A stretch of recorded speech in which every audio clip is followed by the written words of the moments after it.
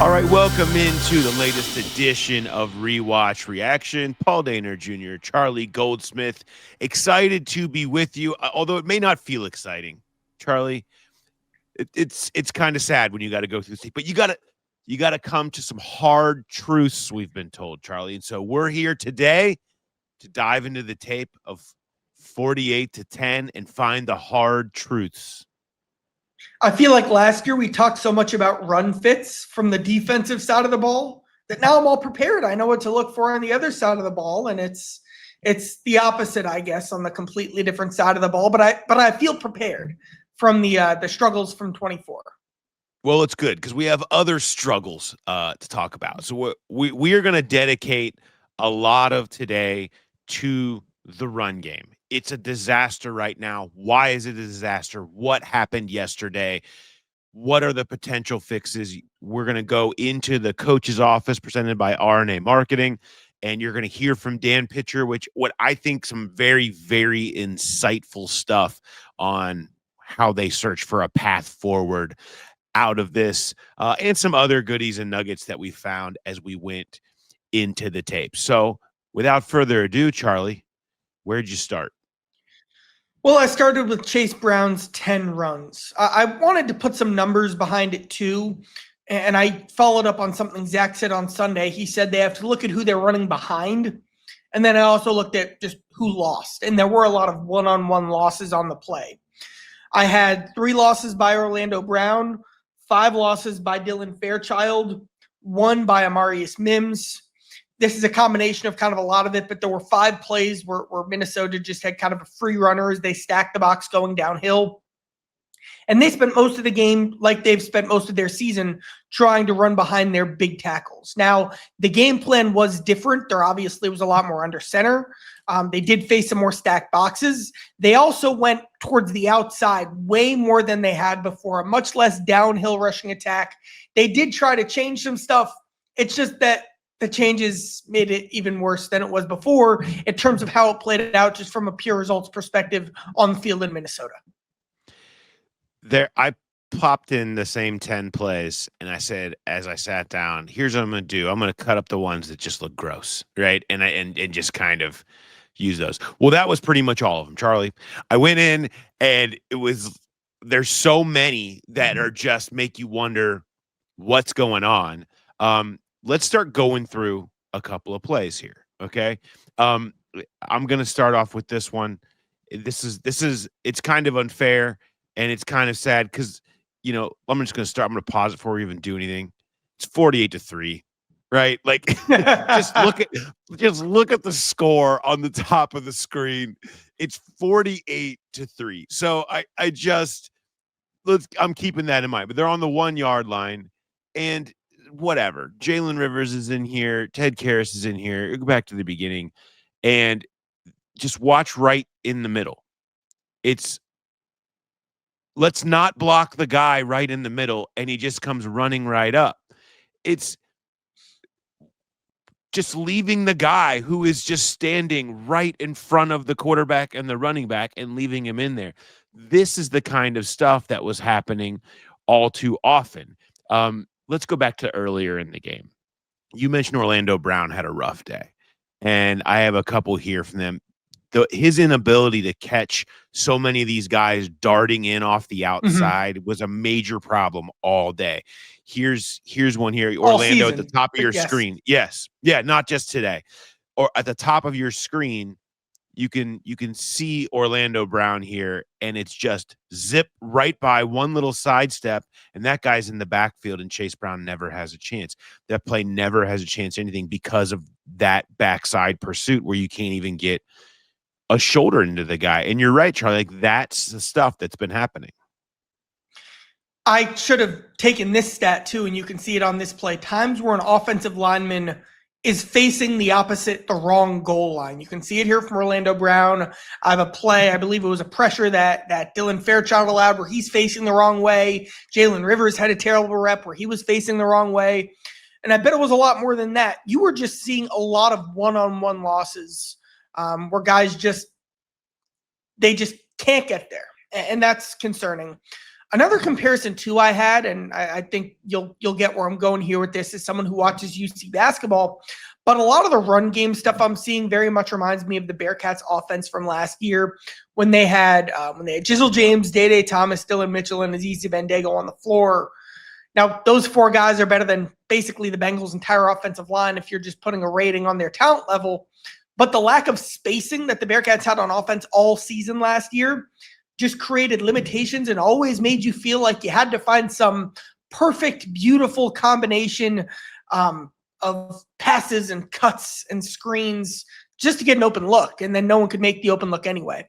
And it feels very similar on the Bengals offensive line right now because the pieces just don't fit together the right way. There's not quite enough speed, athleticism, run-oriented style strengths.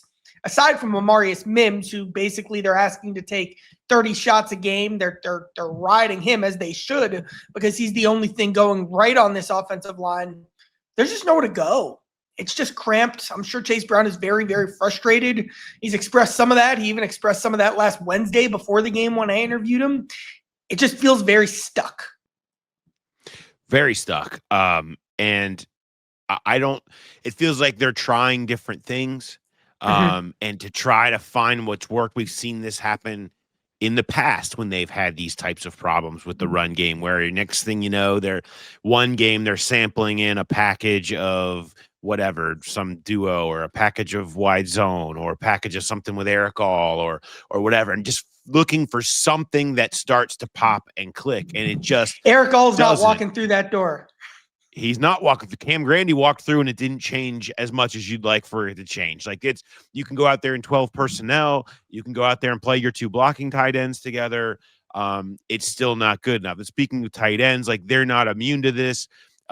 Drew Sample, there's lots of love for what Drew Sample does, out here on the outside, can't hold an edge and it forces to go inside. And Chase Brown has nothing. He's out here. You've got to come get that kick out. Charlie, we saw Eric All own this block. Okay. All of this is the Eric All block. It's the motion kick out. Okay. And Eric All would just eviscerate people. Well, Drew comes in here and it's just not good enough. You can't get any kind of a hole. And the inside wasn't great either. Again, like you said, it feels cramped. It's like you just got too many guys not even coming close to winning, and it exposes something like what happens there with Sample because everything is just too cramped. You mentioned Mims. Real quick, yeah, on the tight end point. I also made a leaderboard for the entire season of who just has had the most raw losses. Dylan Fairchild has 9. The tight ends as a group are tied with that lead for 9. Now, 2 of those were Cody Ford as the jumbo tight end in Cleveland. But even take that out, that's 7 plays by the offensive line, by the tight ends, and at least 3 by my count from Drew Sample were just the block has turned into a loss, has turned into a stop. The 2 rookie guards aspect of this conversation is these guys are going to make mistakes. They're going to go out there and see stuff they've never seen before. I'm going to tell you, they haven't seen the stuff that Brian Flores was doing to keep them tentative in this game, probably. And I think it showed in a lot of players, not just the rookies. But you mentioned Fairchild. I think you're just seeing him go through the growing pains right now of this, and it's not clean. Here's a Dylan Fairchild rep here where he just loses inside and it blows up the whole play, right? You're trying to take this thing and bam, right here. Like when you lose like that and you force the cutback into all the backside pursuit traffic here, you're not going to have a chance. And there's just, everybody took their turn. Ted Karras said that again today, talking about everybody taking their turn. There's an example. Ted Karras is amongst them as well. Here's another one with Karras and Fairchild together. Watch the middle here. Watch Karras and Fairchild together. I mean, it's just gross.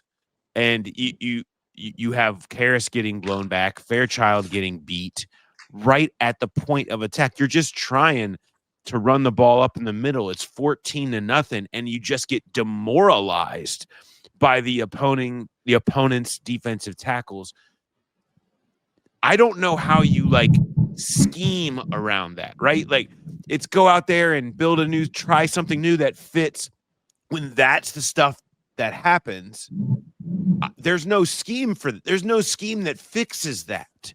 And I think that's part of the concern here when you look about how much this can be an issue over the long run. So yeah, the biggest reason they lost was because of the 5 turnovers. But man, the pressures, and we won't go as deep into that here, but the pressures and the pass protection losses that the Bengals had were just as concerning, maybe even worse than what they had in the run game. I wanted to look like, all right, what happened? And also, what was everyone's role in this? So I went, all right, third downs. Let me find all the Jake Browning mistakes on third downs. There was one. That was the first third down of the game. He was hot. He looked the wrong way. He didn't make the throw to the hot receiver he had. But for the rest of the game, he did what he was supposed to do on third down. And then, all right, on second down, he tried to be a hero. He had a terrible play, and that turned into a pick. But what the story of the game was, and it all ties back to the run game, was, all right, Browning was fine, I guess, when you look at it that way, with the interception.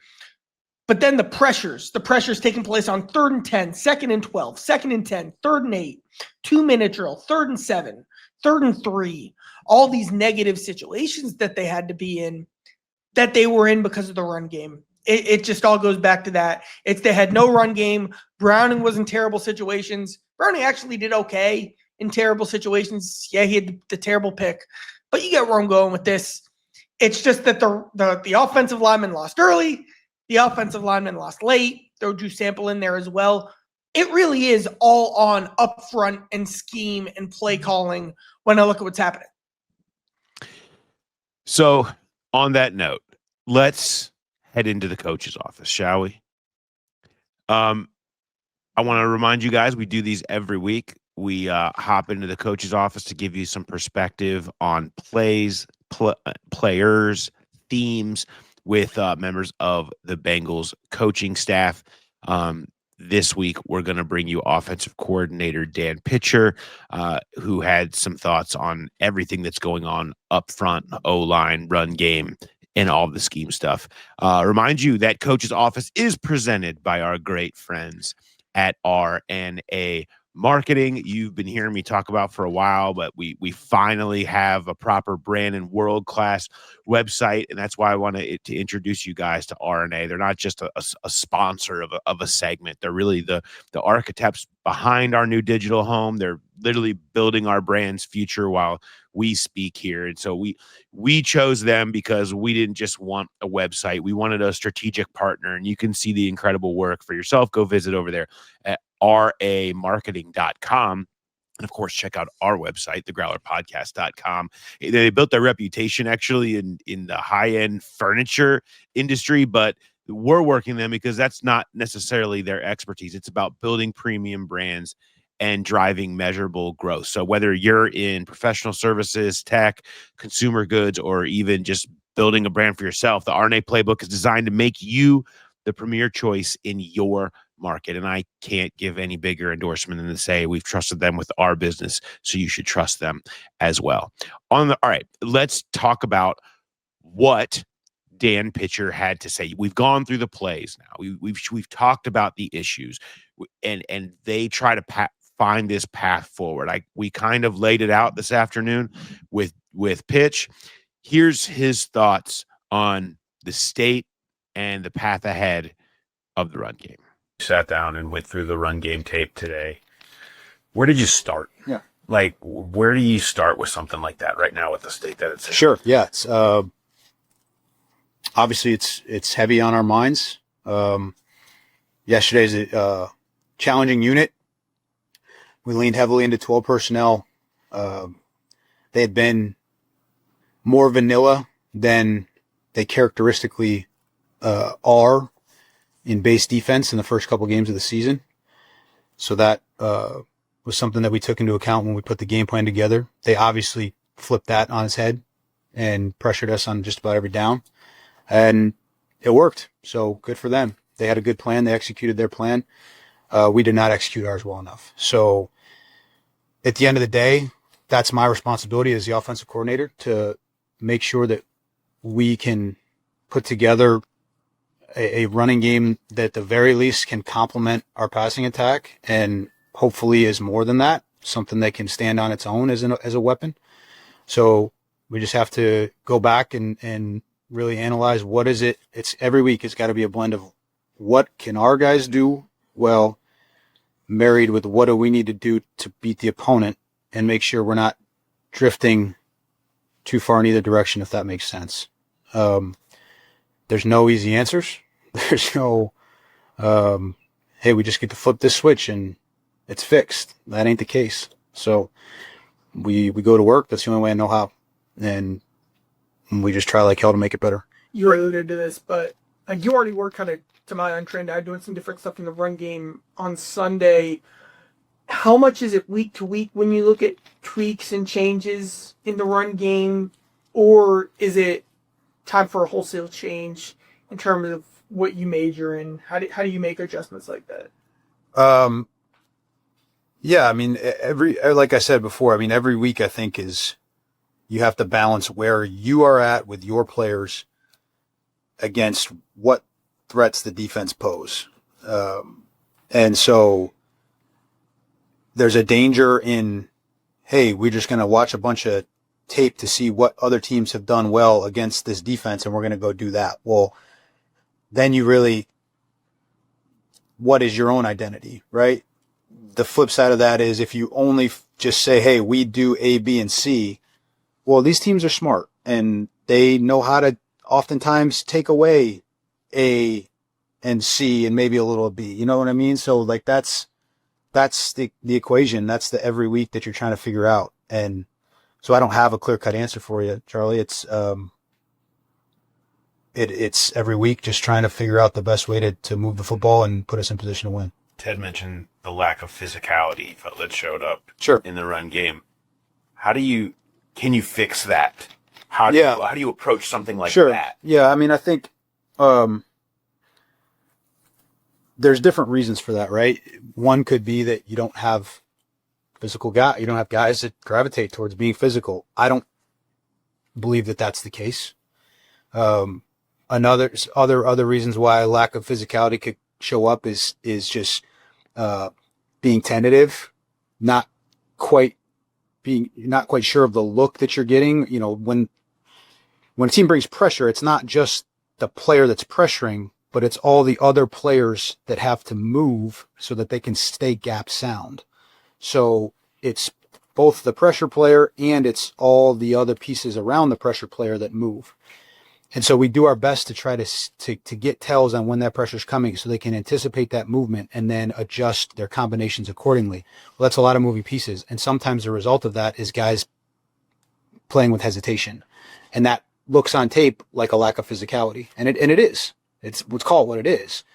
But it doesn't necessarily mean it's because guys don't want to go play with physicality. And so that's where we have to figure out how do we get our guys to do that? How do we operate in a world where they can feel like they can go play with physicality, if that makes sense. There's offensive coordinator Dan Pitcher. A lot to unpack there, but I'm going to start at the end, where I think we heard a lot of talk after the game and then on the rewatch from Ted Karras and some other people we talked to today about just that, about it looking like there was a lack of physicality amongst them. They're not displacing the defensive line. They're not moving the line of scrimmage. You just see it moving the wrong way, going backwards. And the idea that in a lot of ways comes back to hesitancy. Not that they don't want to play physical, they just aren't totally sure what they're doing. You've got new pieces playing against each other. Brian Flores is confusing the hell out of them. You have two rookie guards out there at one point. They're going to be confused at some of the stuff that they're looking at. And I just think that is a part of this. It doesn't explain away all of the issues, but I do think that was an interesting explanation from Pitch talking about some of the issues at play. When you hear stuff like that, like the first thing you think of is like, oh, make changes. Like, to me, the most underrated, they're all tough parts about Burrow's injury. Everything is bad. But an underrated part of that is I wanted more of a sample size to see if some of the scheme change and identity, really philosophy change up front under Scott Peters, how that would match what the Bengals are on the offensive line. And without Burrow, it's a whole different thing. It's a whole different universe that you're in.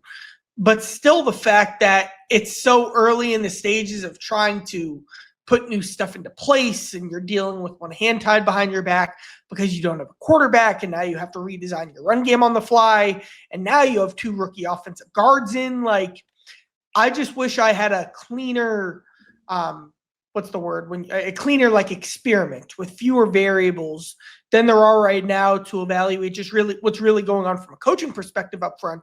Because just from a pure talent perspective up front, from a pure physicality perspective up front, and then from a player development and player acquisition perspective up front in specific cases as well, that makes this a very muddy evaluation to make in terms of figuring out who's really the most to blame up front.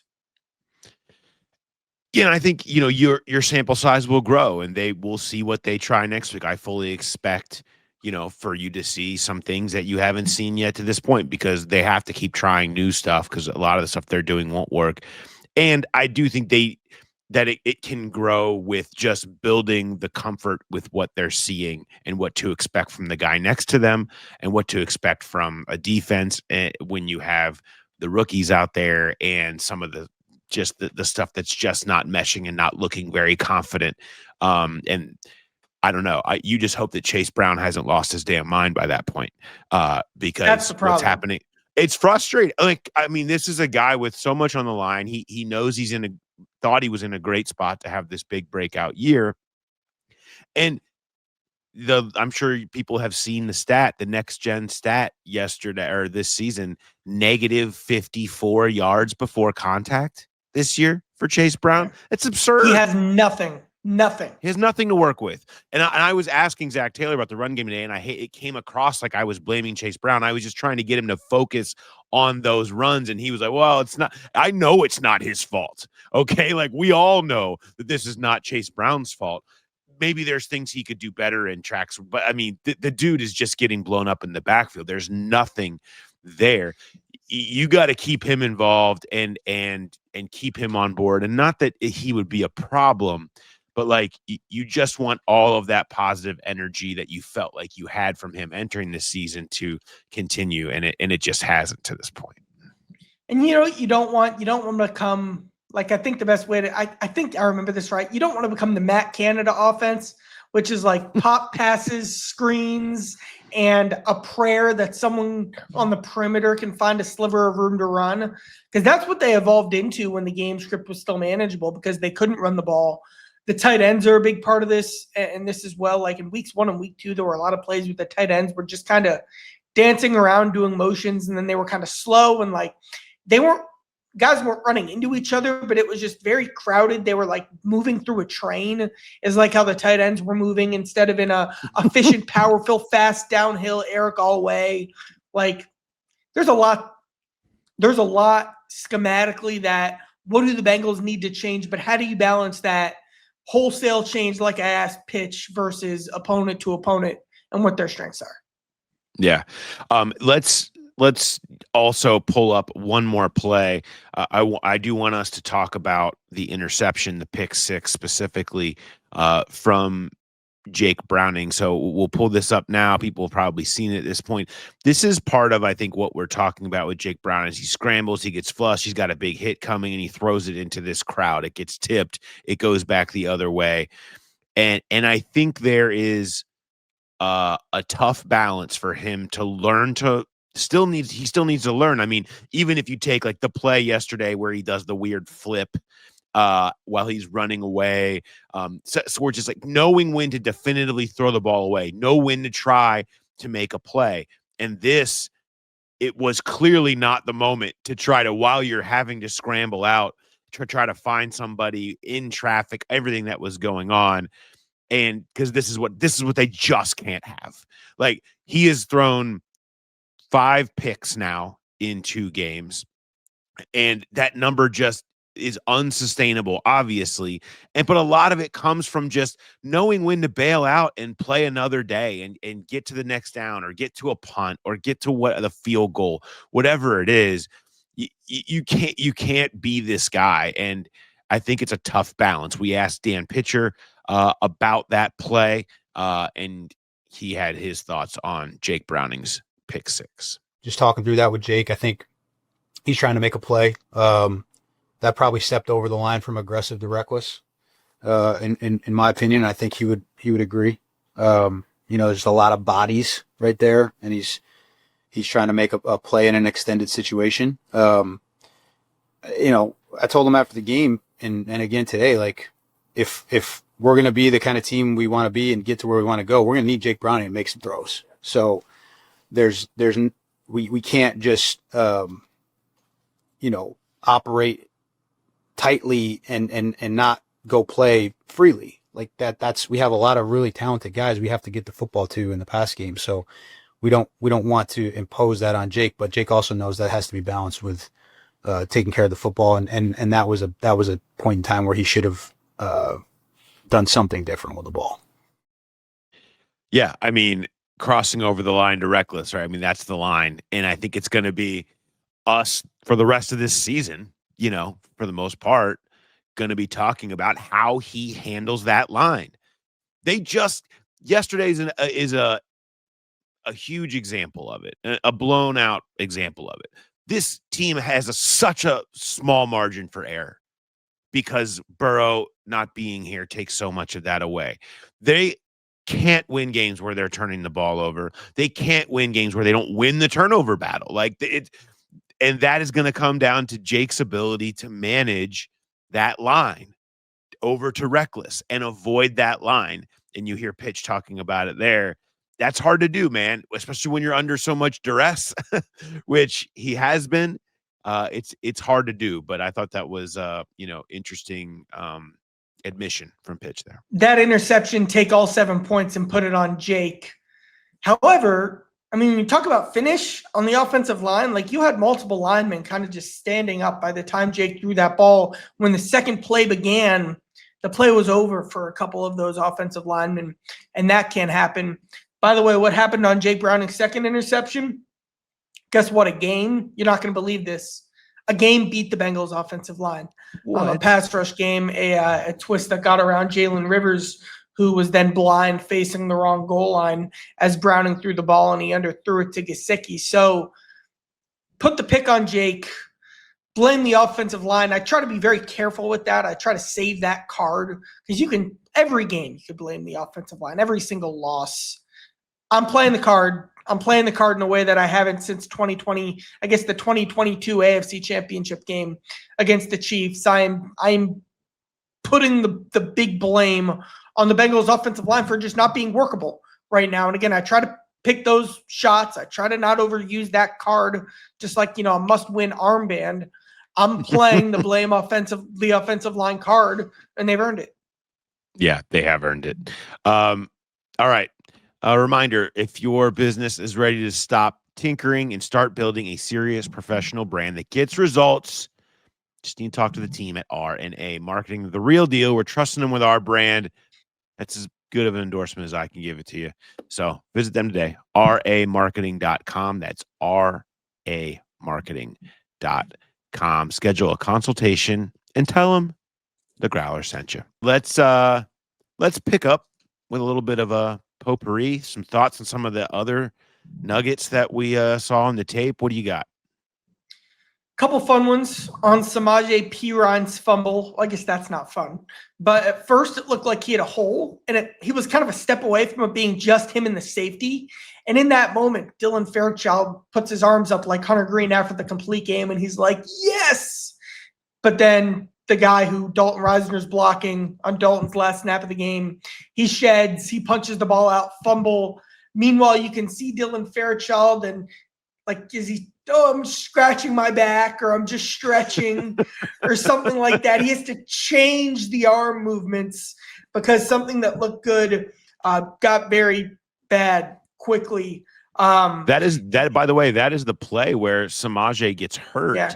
They basically strip it out by dang near breaking his thumb. Like it's kind of how that ends up going down, which is crazy. That's what caused that fumble. I'd like to bring up the one positive from this game, which is Al Golden did do what he said he was going to do, and he fixed the third down game plan, and the blitzes were really fun. Like Knight was winning and attacking the running back. There was one where Knight and Geno Stone both attacked the pass protecting running back. That was very well executed. Also, a storyline that we're not going to write because they lost 48-10. They're finally moving Trey Hendrickson around, and that's working out well. I noticed them doing that. I was gonna say I noticed them doing more of that against Jacksonville, and we saw the one play the other day where they had him. It ended up not counting because it was a false start, but they had Miles and Joseph Osai on one side, and Hendrickson standing up in front of the center. Reminded me of that snap that we talked about a ton where Myles Garrett did that and was doing the basketball dribble move before he owned Ted Karras that day. But I think you're seeing the Bengals say, okay, we have one guy that we know you're trying to key on. We have to start moving him around so you can't key on it. And I think to see them be willing to do something like stand him up in front of the center does show you that they're trying to be creative with him a little bit. Jamar Chase's fumble reminded me of half of the play where Saquon Barkley hurdled the dude backwards. Obviously not the hurdle part, but he had this, like, it might have been the best juke of Jamar's career. He was kind of in space one-on-one with the linebacker, and he made the linebacker look like me, which is how he like pressed that shift gear on your PS4 controller, and Jamar went right around him, and then he's ready to do something else really cool, but the ball's a little high, and then instead of juking someone backwards, he fumbles the ball. And then lastly, I have a story from the airport, if you're interested. Oh, sure. Is there all 22 of something from the airport? Well, there should be because, all right, so I'm at gate C1. I'm flying out Sunday night out of Minneapolis. And I said, you know what? I've got time. I got a smoothie. The smoothie place, I want something light. Smoothie place was right next to the gate C1. So I turn up the film just to get Browns runs week 1 in, week 2 done, just to get that over with. And I finish it right at 7:40. We're boarding at 7:40. But in that time, my gate had moved to C9. And C9 is a far ways from C1 at Minneapolis. So I do something that I swear I never do. This is the first time I've done this since I was 12 years old, and I had a connecting flight from Florida through Atlanta. And I ran through the moving sidewalk, and I'm moving around people, and some people are standing on the left, some people are standing on the right. I'm reading my keys. And so, yes, the Bengals run game is having an impact on my life as well, because I not nearly missed the flight, but I got to the gate right as my flight was at my zone to board. Yeah, I mean, you had a whole lot more space than Chase Brown did, and you could do something with it. You know what? And that just goes to show even Charlie can gain yards if you give him some space. We all have our limitations. Well done. Good job by you. Way to open it up. Don't be afraid to show off your athleticism out here for people, okay? I was so tired. Yes. All right. On that note, I want to thank everybody for watching these. We do these every single week, 8 o'clock on Mondays. They premiere, of course, next week. The Bengals will be playing at that time. So look for Tuesday night. We'll be trying to pull the Denver fly back after a road prime time, get you guys the content you need on the rewatch, but we're going to do it for you. So we'll have that next Tuesday. We'll have the hookup for you on the rewatch show. Of course, PD and J coming your way on Wednesday this week, and Who Dey Light on Friday. So your normal stuff, just some of it a little bit off as we get prepared for the Monday Night Football game in Denver. We got the extra off day, which only means nobody has to think about anything Bengals related while they pack the park at GABP. And you should all go listen to Power Stacks right now because thanks, Paul. The playoffs are right here. BG and Charlie crushing it once again. And if you haven't been listening all season, you're like, oh, they might make the playoffs now. I'm in. There's a backlog of so many great episodes if you want to know Or just everything this you could one. ever want to know about this team, or just this one. Start with this one and then just keep working your way back, because there's great stories and nuggets and knowledge about this team along every path of the way. So make sure you go check out Power Stacks. All right. Thanks everybody for listening. Thanks, Paul. Go ahead. Finish. No, I was just gonna say I'm having fun with it. It's a fun show. It's a very fun show, and the Reds are becoming a pretty fun little story if they can finish this thing off. So we'll see what that looks like while you guys all going to discuss that. Just remember, when you're walking in to go pack the park and you like Power Stacks, tell everybody around you. Hey, do you guys listen to the Power Stacks? Do you watch Power Stacks? It's so good. Just tell them. All right. Thanks, everybody, for listening, for watching. We'll talk to you next time. Have a good one.